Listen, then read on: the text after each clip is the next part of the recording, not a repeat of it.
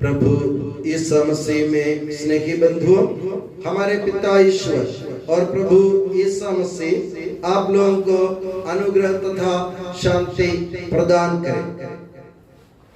हमारी कलीसिया की परंपरा के अनुसार प्रभु यीशु मसीह के पुनरुत्थान के बाद जो पहला इतवार आता है उसे नया इतवार अथवा नवीन इतवार कहता है। ये नवीन या नया इतवार इसलिए कहा जाता है कि इसी दिन प्रभु यीशु मसीह पुनरुत्थित प्रभु यीशु मसीह पर अपने विश्वास की घोषणा से संत थॉमस ने अपने विश्वास का नवीनीकरण किया और संत थॉमस के विश्वास के नवीनीकरण से हम लोगों के विश्वास भी नवीनीकृत हुए। इसलिए मेरे प्यारे बंधुओं, नया इतवार जिसे हम कहते हैं उसका मतलब ये है कि हमें भी संत थॉमस की तरह अपने विश्वास को परखने की, जांचने की जरूरत है। संत थॉमस का विश्वास कैसे था उसके बारे में आज के वाचन में आप लोगों ने सुना। ऐसा लिखा गया कि जब प्रभु यीशु मसीह अपने शिष्यों को दर्शन देने आते हैं, जो यहूदियों के भय के कारण द्वार बंद करके अंदर बैठे थे कमरे के अंदर, उन लोगों को दर्शन के लिए प्रभु स्वयं आ जाते हैं, तो उनके साथ थॉमस जो यमल कहलाता था वो नहीं था। संत थॉमस उनके साथ नहीं था। इसका मतलब क्या है? संत थॉमस बहुत बहादुर आदमी था, हिम्मत रखता था। वो इनको मालूम था कि यीशु मसीह की मृत्यु के बाद अगर वो खुलेआम घूमेंगे फिरेंगे तो लोग उनको छोड़ेंगे नहीं, क्योंकि यीशु मसीह के जितने भी चेले हैं उन सबको नष्ट करने का निश्चय यहूदी लोगों ने किया था। तो भली भांति ये जानते हुए भी कि यहूदी लोग मेरा नुकसान करेंगे, संत थॉमस हिम्मत के साथ बाहर घूमने जाता है।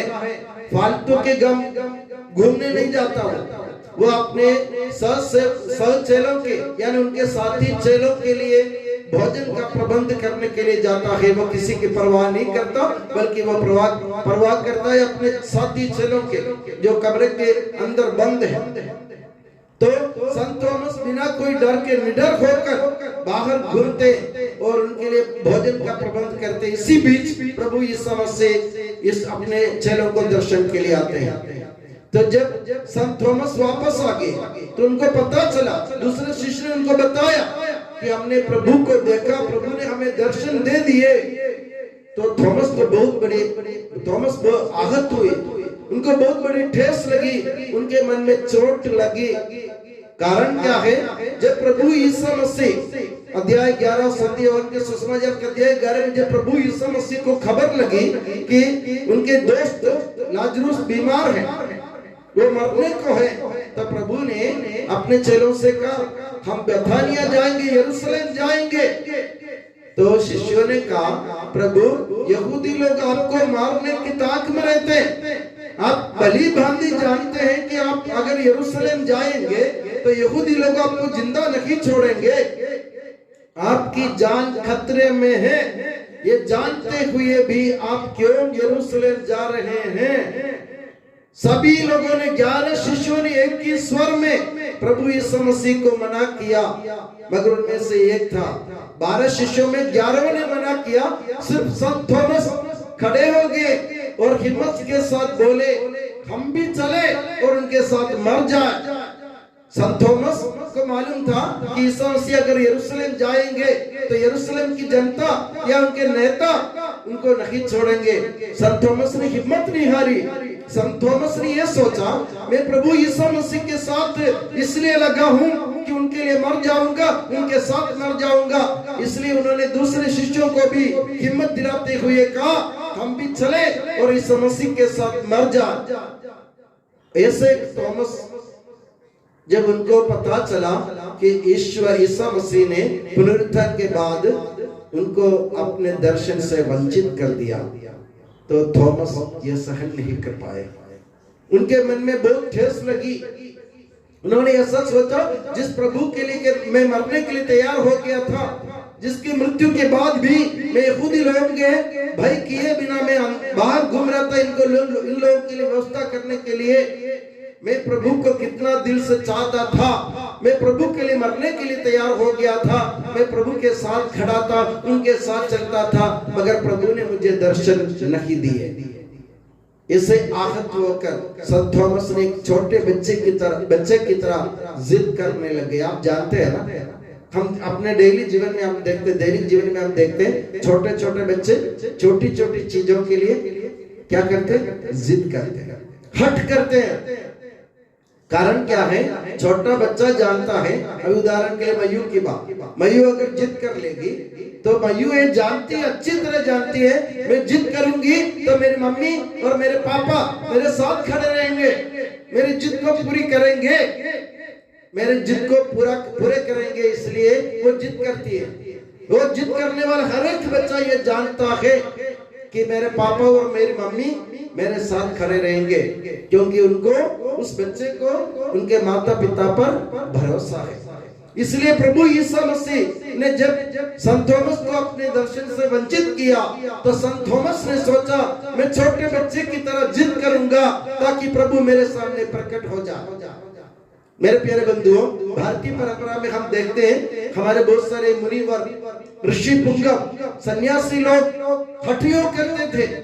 हठयोग का मतलब यह जबरदस्ती और जानबूझकर प्रभु के दर्शन पाने के लिए या कुछ विशेष मतलब को साधने के लिए प्रभु के सामने तपस्या करना। और एक परिश्रमी, जिज्ञासी और जिनके मन में विश्वास है वही व्यक्ति हठयोग कर सकता है। तो हमारे संत थॉमस ने हठयोग किया, उन्होंने जिद किया, क्योंकि वो परिश्रमी था, वो मेहनती आदमी था, उनके मन में विश्वास था, वो जिज्ञासु थे और वो तपस्वी थे। इसलिए उन्होंने जिद किया कि मैं प्रभु के दर्शन किए बिना, अपनी नंगी आंखों से प्रभु को देखे बिना मैं उसमें विश्वास नहीं करूंगा। हम लोग सोचते हैं पहली नजर में कि संत थॉमस अविश्वासी थे, उनके मन में विश्वास नहीं था। ऐसा नहीं है मेरे प्यारे बंधुओं। जैसे मैंने कहा ना, छोटी बच्ची जब जिद करती है, एक छोटा सा बच्चा जब जिद करता है, उसके मन में अविश्वास नहीं है। जब मयू जिद करती है तो उसके मन में विश्वास है कि मेरे पापा, मेरी मम्मी मेरा काम करेगी। इसलिए जब संत थॉमस ने जिद किया, इस भरोसे पे जिद किया कि प्रभु यीशु मसीह मुझे भी दर्शन देंगे, इसलिए उन्होंने जिद किया। तो इसका मतलब उनका विश्वास पक्का था, उनका विश्वास मजबूत था, उनका भरोसा अटल था, अमर था, अटूट था, चट्टान की तरह टूटने वाला नहीं था उनका विश्वास। अगर वे अविश्वासी होते संत थॉमस, तो ये नहीं कहता कि हम प्रभु के साथ जाकर मर जाएं। अगर वो अविश्वासी होते तो वो बाहर घूमने नहीं जाता, क्योंकि उनके मन में भय रहता। उनके मन में पक्का विश्वास था कि प्रभु यीशु मसीह एकमात्र मुक्तिदाता है, और उनके साथ लगने से जैसे प्रभु ने हमारे लिए अपनी जान की कुर्बानी दी, हमें भी एक ना एक दिन दूसरों के लिए अपनी जान की कुर्बानी देना पड़ेगी। ये सत्य संत थॉमस अच्छी तरह जानते थे। इसलिए जब प्रभु ने दूसरी बार उनके सामने प्रकट हुए तो प्रभु ने संत थॉमस को पास में बुलाया, बोला ये मेरे हाथ है, देखो कीलों के निशान देखो, ये मेरी बगल है, इसमें उंगली डाल दो, जैसे तुमने कहा विश्वास करो। तो हम नहीं देखते कि बाइबल में ऐसा नहीं लिखा कि संत थॉमस दौड़ के गए और एकदम से उनके हाथ में कीलों के निशान देखे और एकदम से उनके बगल में उंगली डाल दी, ऐसा कुछ भी नहीं लिखा बाइबल में। जब प्रभु ने कहा तो तुरंत उनके मुंह से दो शब्द निकले थे, मेरे प्रभु, मेरे ईश्वर। इसका मतलब क्या है? हम स्तोत्र ग्रंथ में अगर जाएंगे 139वां स्तोत्र वाक्य 13 में हम ये पढ़ते हैं, दाऊद कहते हैं, प्रभु तूने मेरी शरीर की सृष्टि की, तूने मुझे अपने माता के गर्भ में गढ़ा। उसके बाद 5 और 6वां वाक्य में दाऊद कहते हैं, तू मुझे आगे और पीछे से संभालता है, तू जानता है कि मैं क्या करने जा रहा हूं, तू ही मुझे संभालता है।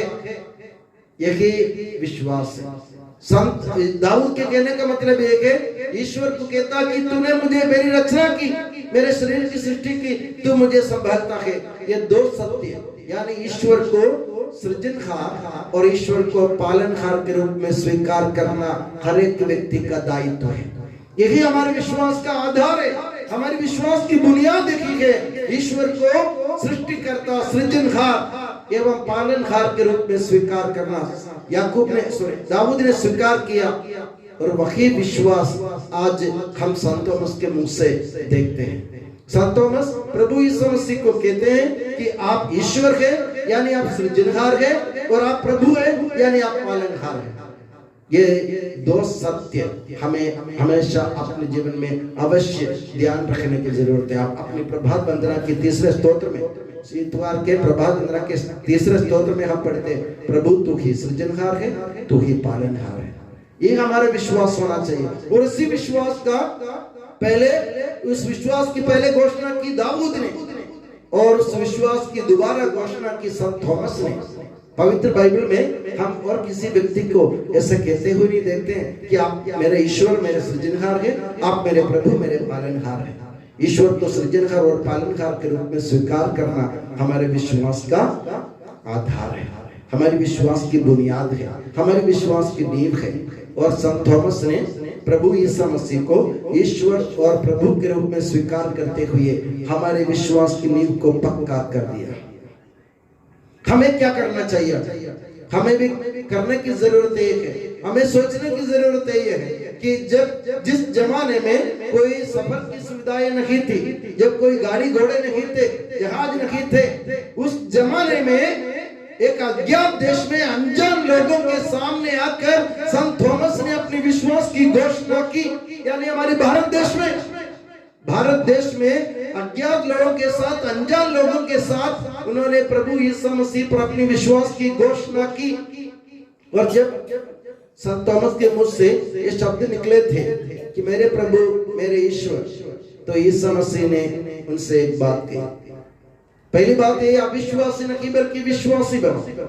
हम सोचते हैं ये बात संत थॉमस के लिए कही गई है, नहीं है। ये बात संत थॉमस के लिए नहीं कही गई, ये बात हमारे लिए प्रभु ने चेतावनी के रूप में की।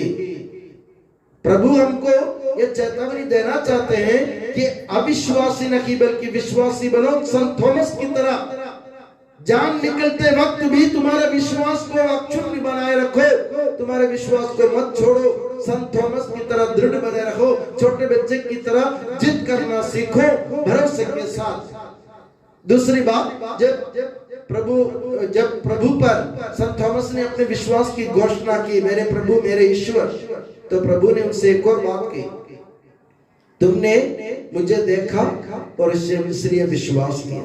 धन्य है वे लोग जो बिना देखे विश्वास करेंगे। इसका अर्थ क्या है? इसका अर्थ यह है, संत थॉमस ने प्रभु यीशु मसीह को देखा था, संत थॉमस ने उनका अनुभव किया, उनका स्पर्श किया, उनका साथ रहा।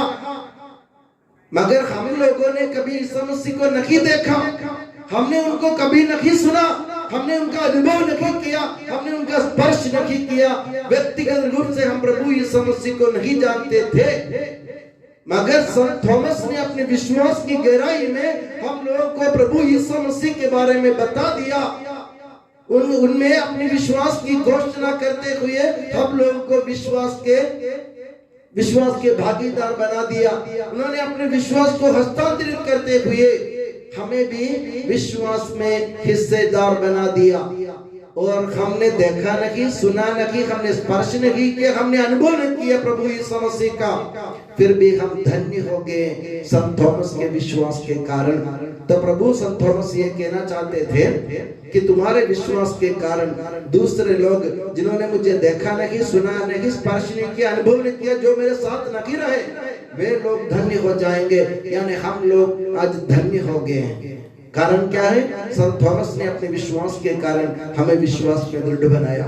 और आप जानते हैं हमारी सीरो मलबार कलीसिया, दुनिया में बहुत सारी कलीसियाएं हैं, 21 व्यक्तिगत कलीसियाएं हैं और एक सार्वत्रिक कलीसिया है जो लातीनी कलीसिया, तो कुल मिलाकर के 22 कलीसियाएं हैं। उसमें सबसे ज्वलंत, तेजस्वी और सबसे उत्साही कलीसिया सीरो मलबार कलीसिया है। कारण क्या है? संत थॉमस ने अपने जीवन को ताक में रखते हुए प्रभु यीशु मसीह के विश्वास को फैलाने के लिए हमारे देश में आए थे। आज हम देखें संत थॉमस कलीसिया यानी सीरो मलबार कलीसिया की संतान संसार भर में फैली हुई है। आप कहीं भी जाए, किसी भी देश में जाए, सीरो मलबार कलीसिया के एक संतान आपको जरूर मिलेगी। क्यों मिलेगी? इसलिए कि हमारे विश्वास पक्का है, हमारे प्रभु पर हमारे विश्वास संत थॉमस के कारण पक्का हो गया है। हम प्रभु के लिए मरने के लिए तैयार है।